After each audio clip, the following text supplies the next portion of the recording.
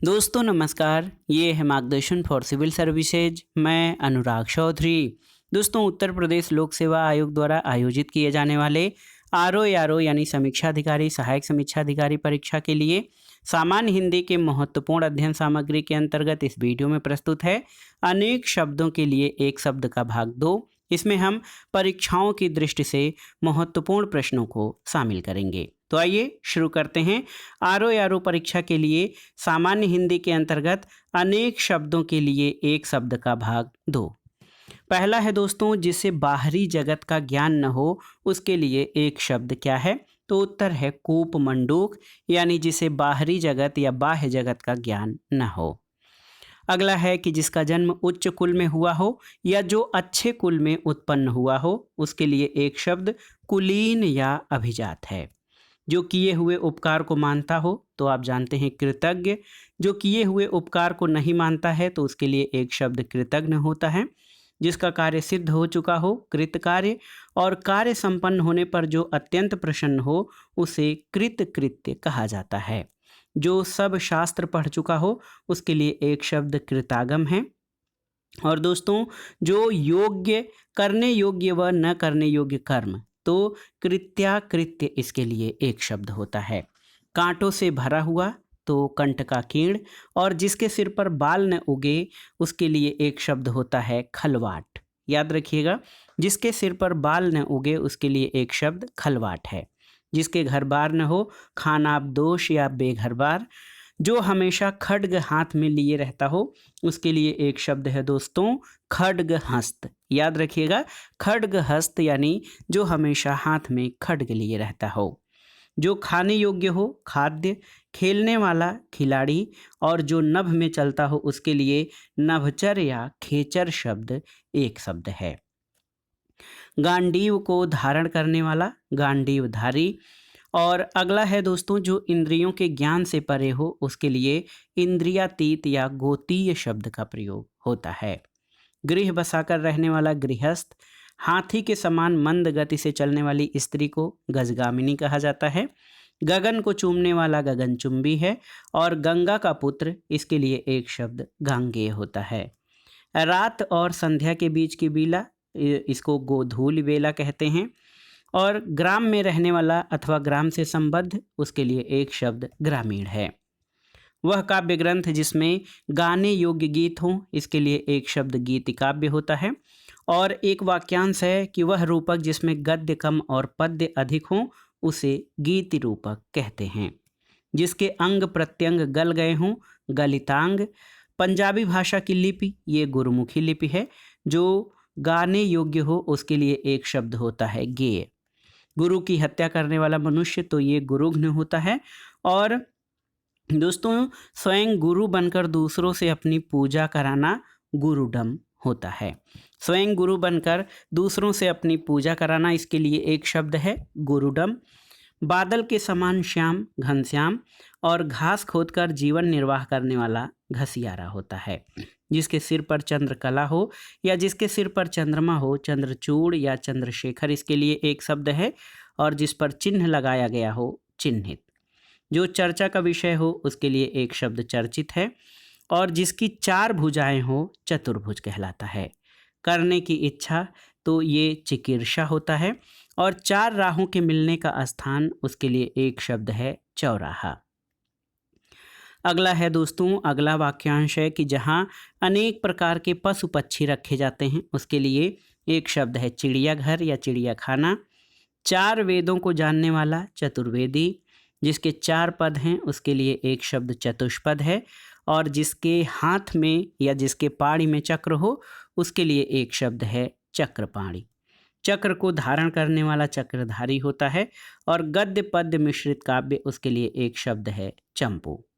जो दूसरों में केवल दोषों को ही खोजता हो उसके लिए एक शब्द छिद्रान्वेषी है। और जिसका जन्म जल में हुआ हो उसके लिए एक शब्द जलज या कमल का प्रयोग होता है। जो जन्म से ही अंधा है जन्मांध। और इंद्रियों को जीतने वाला जितेंद्रिय। जठर यानी पेट की अग्नि, इसके लिए एक शब्द है जठराग्नि। और जान से मारने की इच्छा जिघांसा होता है। जीतने की इच्छा को जिगीर्षा कहते हैं। और जीतने की इच्छा को जिगीषा और जानने की इच्छा को जिज्ञासा कहते हैं। तो जिज्ञासा यानी किसी चीज को जानने की इच्छा। किसी चीज को जानने की इच्छा रखने वाले के लिए एक शब्द जिज्ञासु होता है। अगला है दोस्तों, जो जल में चलने फिरने वाला हो उसके लिए एक शब्द जलचर है। जो जीना चाहता है उसके लिए एक शब्द जिजीविषु होता है। जो जरायु यानी गर्भ की थैली से जन्म लेता है उसके लिए एक शब्द जरायुज है। जो जानना चाहता है या जानने की इच्छा रखने वाला उसके लिए एक शब्द आप जानते हैं जिज्ञासु है। जो यान जल में चलता हो जलयान है। जिंदा रहने या जीने की इच्छा इसको जिजीविषा कहते हैं। जिसके पास अपार धन संपत्ति हो उसके लिए एक शब्द है टकैत, और वह साधना जिसके द्वारा तत्व ज्ञान प्राप्त होता है तत्वबोधिनी कहा जाता है। जिसका तेज नष्ट हो गया हो तेजोहत या श्रीहत। वेग पूर्वक गमन करने वाला इसके लिए एक शब्द तुरंग है। तुलना करने योग्य के लिए एक शब्द तुलनीय है, और तैरने की इच्छा को तितिर्षा कहते हैं। जो तर्क शास्त्र जानता हो उसके लिए एक शब्द तर्कशास्त्री है। वह पुत्र जो शास्त्र या विधि के द्वारा अपनाया गया हो उसको दत्तक पुत्र कहते हैं। जिसने अपने प्राण उत्सर्ग किए हों उसके लिए एक शब्द है दत्त प्राण।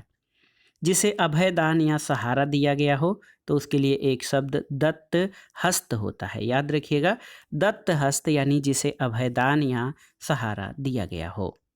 जिसे पकड़ना कठिन हो उसके लिए एक शब्द दुर्धर है, और पहले या एक बार कही हुई बात फिर से कहना इसको द्विरुक्ति कहते हैं।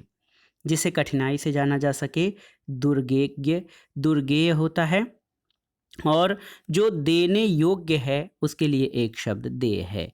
हिंदी की लिपि इसको देवनागरी कहते हैं, और दाव या जंगल की अग्नि को दावाग्नि कहा जाता है। जो कठिनाई से समझ में आता है या जो शीघ्र समझ में न आए उसके लिए एक शब्द दुर्बोध होता है। अगला है दोस्तों, वह मार्ग जो चलने में कठिनाई पैदा करता है या जहां पहुंचना कठिन है उसके लिए एक शब्द दुर्गम का प्रयोग किया जाता है। दोनों पक्षों की भाषा समझने वाला दुभाषिया होता है, और दीक्षा यानी शिक्षा की समाप्ति पर दिया जाने वाला उपदेश इसको दीक्षांत भाषण कहते हैं। पुत्री का पुत्र इसके लिए एक शब्द दौहित्र है। पुत्री की पुत्री दौहित्री, और दिन के बाद दिन यानी दिनानुदिन होता है। देखिए, दो पदों या दो पैरों वाला द्विपद कहलाता है। जिस स्त्री का भाग्य खराब हो उसको दुर्भगा कहते हैं, और जिसका जन्म द्वीप में हुआ हो उसके लिए द्वैपायन शब्द का प्रयोग होता है। देखने की इच्छा तो दिदृक्षा होता है। याद रखिएगा, दिदृक्षा देखने की इच्छा। देने की इच्छा को दित्सा कहते हैं, और दूर तक देखने वाला इसके लिए एक शब्द दूरदर्शी है। दो वेदों को जानने वाला इसके लिए एक शब्द द्विवेदी होता है, और जो दमन करने योग्य हो उसके लिए एक शब्द दमनीय है। जिसको लांघना कठिन हो दुर्लंघ्य होता है, और जो देखने वाला है उसके लिए एक शब्द दर्शक है। जो केवल दूध पीता हो तो उसके लिए एक शब्द आप जान लीजिए दुग्धाहारी हो जाएगा। जिसे कठिनाई से भेदा जा सके दुर्भेद्य है, और जिसका दमन कठिन हो उसके लिए एक शब्द दुर्दम्य होता है। एक और शब्द है जिस समय मुश्किल से बहुत मुश्किल से भिक्षा मिलती है उसको दुर्भिक्ष या जो है दुर्भिक्ष या जिसको कहा जाए कि अकाल कहा जाता है। जिसने किसी विषय में चित्त लगा दिया हो तो उसको दत्त चित्त कहते हैं। जिसके 10 आनन या 10 मुख हों उसको दशानन यानी रावण कहा जाता है। जो कठिनाई से पछता हो उसके लिए एक शब्द दुष्पाच्य होता है। जो बड़े कष्ट से निवारित किया जा सके दुर्निवार, और जो द्वार की रक्षा करता है उसके लिए एक शब्द होता है द्वारपाल। जिसे वश में करना कठिन है दुर्धर्ष कहलाता है, और जो विलंब से काम करे उसको एक शब्द में दीर्घसूत्री कहते हैं। अगला है जो आसानी से उपलब्ध न हो या जो कठिनाई से मिलता हो उसके लिए एक शब्द आप जानते हैं दुर्लभ है। तेज चलने वाला उसके लिए एक शब्द द्रुतगामी। वह यंत्र जिससे दूर की चीज पास नजर आए उसको दूरबीन कहा जाता है। बुरा आचरण करने वाला दुराचारी या कदाचारी होता है। जिसके चित्त में दृढ़ निश्चय हो उसके लिए एक शब्द दृढ़ निश्चयी है। दशरथ का पुत्र तो दाशरथ ही है, और जो कठिनाई से साधा जा सके उसके लिए एक शब्द दुस्साध्य प्रयोग होता है। 2 बार जन्म लेने वाले के लिए एक शब्द द्विज होता है और जो देखने योग्य है यानी दृष्टव्य या दर्शनीय। अनुचित बात के लिए आग्रह दुराग्रह है और अपने धर्म से गिरा हुआ धर्मच्युत कहलाता है। जो धर्माचरण करता है उसके लिए एक शब्द होता है धर्मात्मा।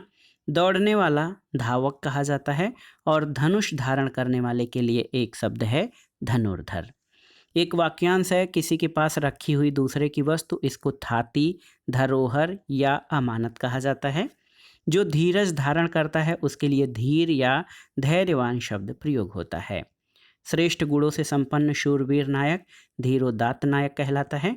शूरवीर किंतु अभिमानी नायक इसको धीरोद्धत कहते हैं। ध्यान देने योग्य इसको एक शब्द में ध्यातव्य कहा जाएगा।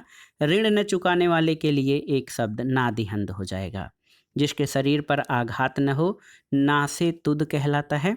और जो बड़ों का आदर करना न जानता हो उसके लिए एक शब्द निरीस हो जाएगा। याद रखिएगा, थोड़ा कठिन है। जो बड़ों का आदर करना न जानता हो निरीस कहा जाएगा। जिसका कोई उद्देश्य न हो उसके लिए एक शब्द निरुद्देश्य है। और जिसके हाथ में कोई उद्यम या काम न हो उसके लिए एक शब्द निरुद्यम होता है। जिसके मन में मत्सर या ईर्ष्या न हो तो निर्मत्सर या जो है निर्मत्सर शब्द इसके लिए प्रयुक्त होता है। जिसके अवयव न हो निरवयव, और जिस काम के लिए धन न दिया जाए निःशुल्क होता है। एक वाक्यांश है, जिसके संतान न हो उसके लिए एक शब्द है निःसंतान। जिसको कोई इच्छा या अस्पृहा न हो तो उसके लिए निष्पृह शब्द प्रयुक्त होता है। अर्धरात्रि का समय निशीथ होता है और रंगमंच पर पर्दे का स्थान नेपथ्य होता है। अगला है आजीवन ब्रह्मचर्य का व्रत लेने वाला, इसके लिए नैष्ठिक शब्द है। और जिसका उदय हाल में हुआ हो नवोदित है। जिसकी कोई अवधि निश्चित न हो निरावधि, और जिसमें हानि या अनर्थ का डर न हो निरापद शब्द होता है। जिसमें जीव अर्थात जीवन न हो निर्जीव है। और जहाँ एक भी मनुष्य न हो उसके लिए एक शब्द निर्जन का प्रयोग किया जाता है। नई ब्याही बधू या जिस स्त्री का विवाह अभी अभी हुआ हो उसको नवोढ़ा या नववधू कहा जाता है। जिसका उत्साह नष्ट हो गया हो उसके लिए एक शब्द निरुत्साह है।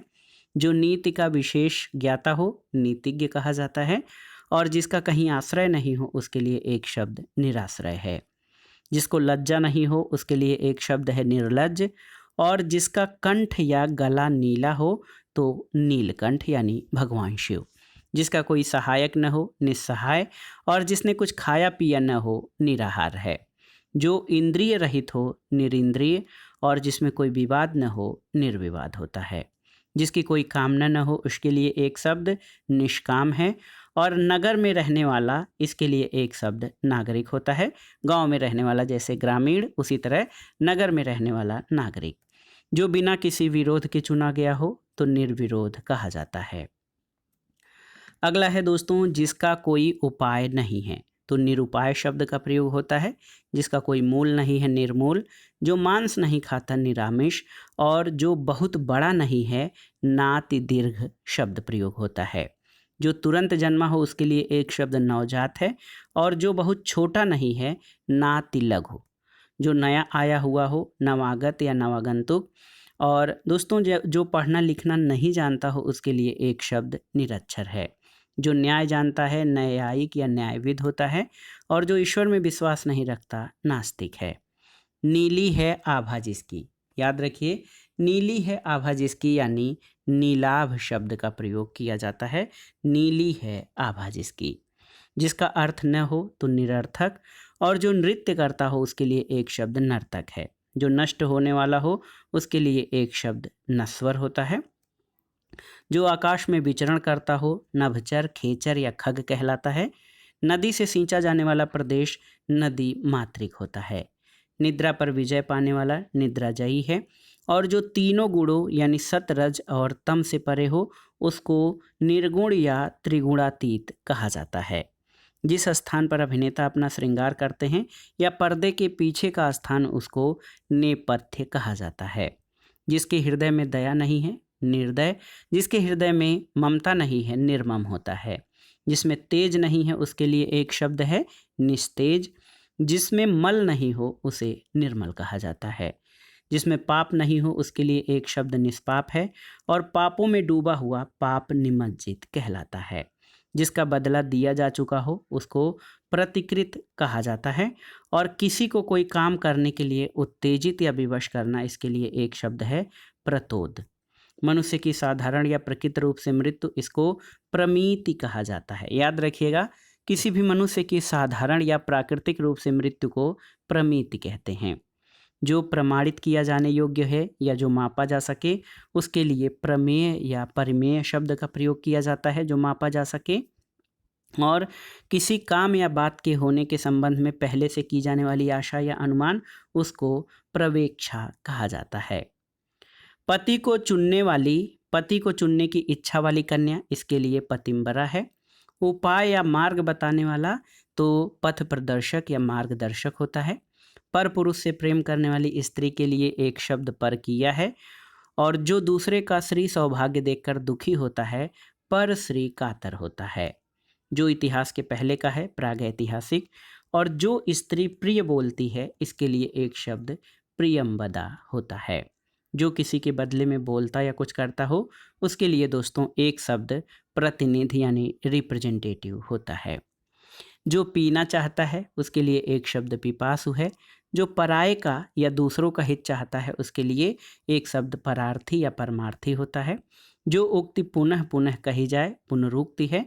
और जिसके बाहुएं लंबी हों प्रलंब बाहु या दीर्घ बाहु कहते हैं। दोस्तों, जिसकी भुजाएं या जिसकी बाहें घुटने तक लंबी हों उसको आजानु बाहु कहते हैं।